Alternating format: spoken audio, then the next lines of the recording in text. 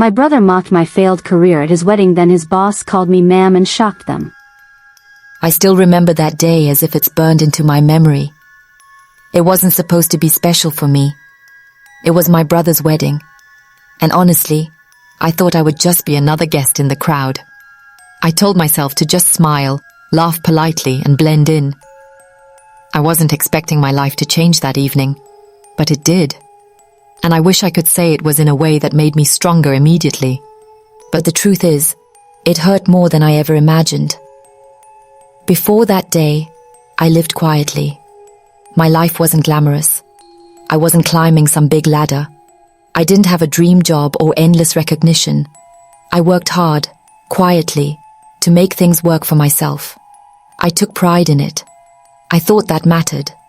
But on that day, I began to realize that pride alone doesn't always protect you. The morning of the wedding, I tried to keep calm. I had chosen my dress carefully, something simple but elegant. I wanted to look good, not to impress anyone, but to feel confident for myself. I practiced my smile in the mirror, adjusted my hair several times. Everything about me said I was ready to just enjoy the day. But there was something in the air, something I couldn't name. At the reception, everything felt normal at first. Guests laughed, music played softly, glasses clinked. I watched my brother smiling, glowing in his tux, standing beside his new wife. I clapped when they walked in, joined in their joy. I thought I could relax. I thought nothing would disturb this day. Then it happened. My brother, laughing loudly, made a comment in front of everyone. It wasn't just teasing, it cut deep. Alex's career? Well, let's just say, it's failed. The words rang louder than I expected. A hush rippled through the room, almost like the laughter had been stolen away. My stomach dropped. I froze mid-smile. My chest felt tight, my heart pounding harder than I ever noticed before. People chuckled awkwardly, but it wasn't a joyful laugh. It was uncomfortable, the kind that comes when something personal crosses the line. I wanted to laugh it off. I wanted to walk away, but instead, I sat there, unsure where to look. I could feel the heat in my face, the sting in my throat. I told myself to ignore it, that it didn't matter. But deep down, I knew it mattered more than anything. All around me, I could hear murmurs. Eyes flickered toward me, then away. Some faces showed pity, others, judgment. And then came something worse. Silence. The kind of silence that makes every word you've ever heard that day replay in your mind, louder and sharper. I wanted to escape. I wanted to leave the room, disappear. But I stayed, because I didn't want to give him the satisfaction of seeing me walk away. I thought staying quiet was my shield. I thought this humiliation was temporary, but I was wrong. Later that evening, I was standing by the edge of the dance floor when his boss, a woman I barely knew, approached me. She was different. She didn't smile, but she didn't smirk either. Her eyes were fixed on me, sharp and curious. She didn't speak at first. She just stood there, studying me. My breath felt uneven.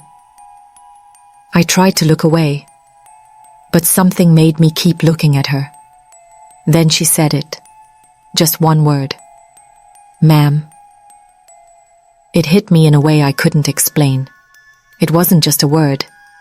It carried respect, recognition, truth. My brother's laughter had stopped, and suddenly, the whole room seemed to lean in closer. Guests stopped talking, glasses paused mid-air. I could feel every eye in that hall turning toward us. My heart raced, my breath caught. What she said, and how she said it, changed something in me. It wasn't just humiliation anymore. It was a challenge, a question, something I couldn't ignore. That night, I went home feeling a strange mix of shame and pride. I couldn't sleep. I kept replaying her words. They echoed louder than my brother's insult. I realized in that moment that my life was no longer the quiet story I had been living. Something had shifted.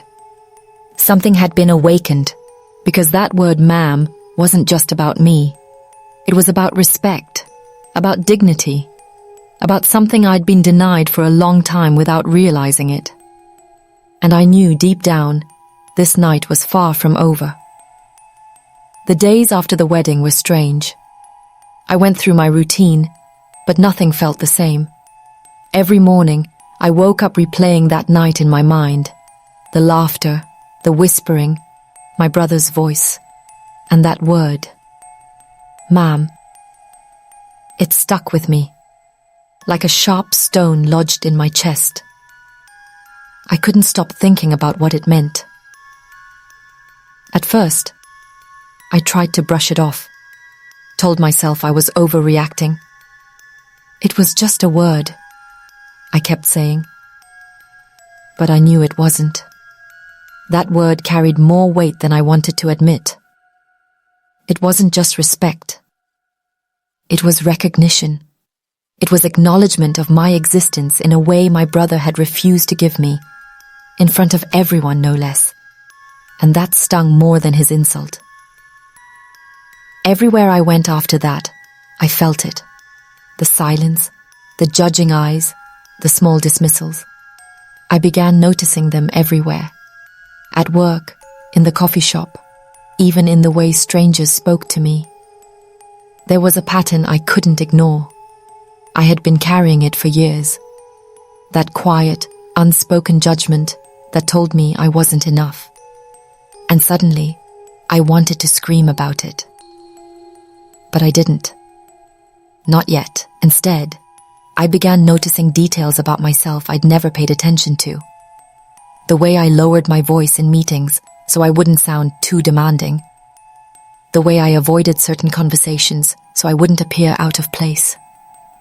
I realized I'd been shrinking myself without knowing it, fitting into spaces that had never truly belonged to me. Then, one evening, I got a call that brought everything crashing back. It was my brother's boss. She didn't introduce herself like normal. She just said, "We need to talk." Her voice was calm, but there was an urgency to it that made my stomach knot. Met her at a quiet cafe. No one knew why we were there. No one needed to. She slid across a folder and said nothing at first. I stared at her, confused. She finally spoke. "I need you to know something about what happened at the wedding. You need to hear it from me." My heart started pounding. I nodded slowly, unsure if I wanted to hear the truth. She looked me directly in the eyes. "You've been underestimated your entire life. People have made choices for you without asking if they should. Your brother, he thought he was protecting you by mocking you. But what he didn't understand is, he was breaking something inside you without realizing it." Her words hit harder than I expected. I felt a sharp ache in my chest. The tears I tried so hard to hold back began forming anyway. She leaned in closer. "You deserve more than a word. You deserve recognition for everything you fought for. You deserve to be seen." Her voice shook something inside me. I didn't know then that meeting her would mark the start of a change I never knew I needed. A change that would push me to face not only my brother, but myself. Because that evening, I realized this wasn't just about the wedding or even about one word. It was about every moment I'd been told, quietly or openly, that I wasn't enough. And now I knew I had to fight back. I left the cafe with that weight heavier than ever, but also with something new, a burning need to stand for myself. I didn't know yet how, but I knew the moment was coming. And I knew I wouldn't be silent when it arrived. I walked out of the cafe that day with my heart pounding, and my hand still clutching that letter. The air outside felt colder, sharper, as if the world itself was waiting for me to step into something new. My brother stayed behind, staring into his coffee, silent. I didn't look back. For days after, I replayed every moment in my head. His woten, Ardi's, her words, my own. I thought about the laughter at his wedding, the mocking tone in his voice, and the way it made me feel invisible. I thought about the letter, and how it reminded me that I wasn't invisible at all. That my life, my voice, and my dreams mattered. I began talking to people about it. Friends, co-workers, even strangers who were willing to listen. I told them about the wedding, about my brother, about the cafe, about that letter. And slowly, I saw something happen. People started sharing their own stories. Stories of being dismissed, of being belittled, of being silenced. I realized then that this wasn't just my story anymore. It was theirs too. It was the story of anyone who had been told they weren't enough. Anyone who had been laughed at, overlooked, or erased. And I couldn't keep it to myself. I decided to write about it. Not for revenge, not to shame my brother, but to give voice to the quiet pain so many people carry. To say, you matter. To say, your story matters. To say, enough. The truth is, the fight isn't over. It will never be over. Not until everyone's voice is heard without fear, without judgment. I know now that my worth isn't tied to someone else's opinion. Not my brother's, not my co-workers, not society's. My worth is mine to claim. So I stand here now, telling you this story. Not to make you feel sorry for me, but to make you think. To ask yourself, who have I silenced? Who have I ignored? And what can I do to change that? Because the real question isn't about my brother or his words anymore. It's about all of us. How many voices will we let fade into silence before we choose to listen? And I'm asking you now, will you listen?